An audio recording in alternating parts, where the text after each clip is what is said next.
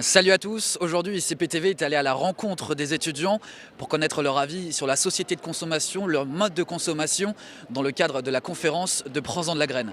Reportage. Est-ce que tu penses être soumise à une quelconque forme de société de consommation? D'une manière ou d'une autre, oui. Aujourd'hui, on est dans une société de consommation, de toute façon, donc on suit un peu le mouvement. Mais j'essaye dans ma manière de consommer, d'aller plutôt dans le sens contraire en fait. Avec toutes les publicités, les campagnes, on nous dit vraiment ce qu'il faudrait consommer. Un peu partout, hein, je veux dire dans les supermarchés, à la télé, à la radio.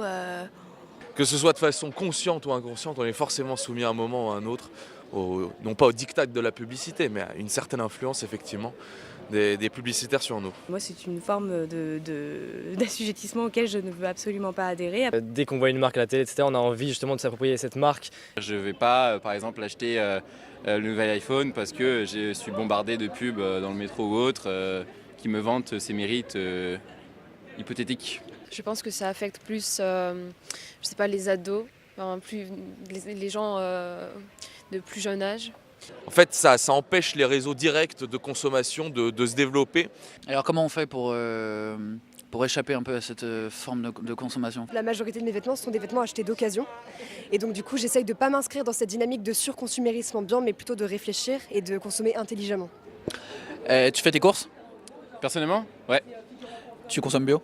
Non. C'est pas très important pour moi le bio. Pour le coup, il n'y a pas vraiment d'importance. Je mange ce que je trouve et que ce soit bio ou pas, c'est pas très important. Alors, je ne consomme pas bio, mais à culpa.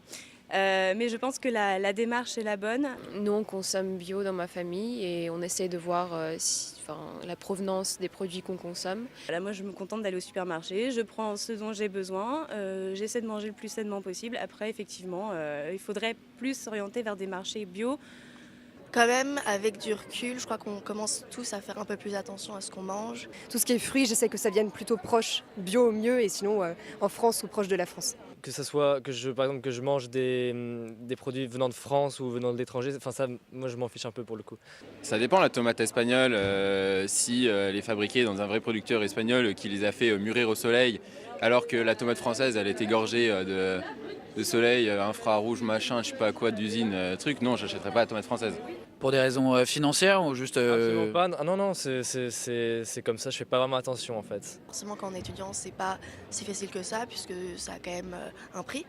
Alors mon budget d'étudiante ne me permet pas d'être à 100% bio, mais j'essaie d'avoir une consommation de viande limitée et donc le surplus d'argent généré par l'absence de viande me permet d'acheter bio dans les cosmétiques et puis alimentation c'est plutôt, ouais. Je crois que c'est toujours bon de privilégier, même dans les supermarchés, d'acheter des légumes et tout, pas forcément au marché où là ça coûte peut-être plus cher. Si on consomme mieux, on a plus d'argent pour acheter bio ou tout simplement acheter de qualité, quoi.